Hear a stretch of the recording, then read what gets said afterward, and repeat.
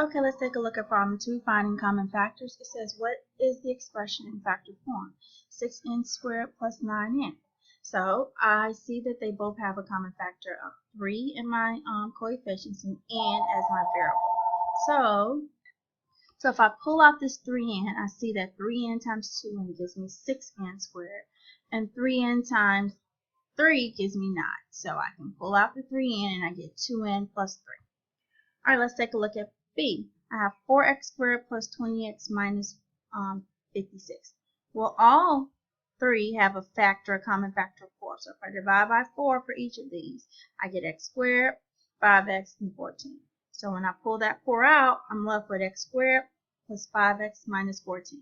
Now I have a quadratic with an a value that is 1 or negative 1. So I can take this negative 14 and factor it. Negative 14, and I want it to add up to 5, I get 7 and negative 2. So I get 4 times x minus 2 and x plus 7. Let's do the guided now. So I have 7x squared minus 21. I see that they both have a factor of 7. So when I pull out a 7, I get x squared minus 3. All right, let's do the next one. 9x squared plus 9x minus 18. All three terms have a common factor of 9.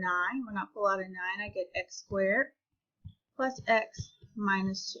So now I can say what times negative 2 as when I multiply negative 2 adds up to positive 1. Well, if I do 2 and negative 1, I get positive 1. So I can do 9 times x plus 2 and 9 times x, and then x minus 1. All right, the last one is 4x squared plus 8x plus 12. Again, all of them have a common factor of 4.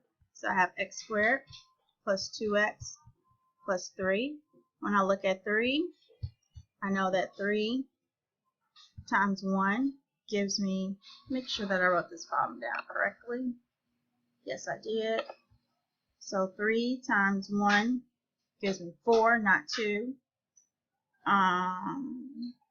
And those are all of my factors of 3. So this has to be left like this. This is in factor form.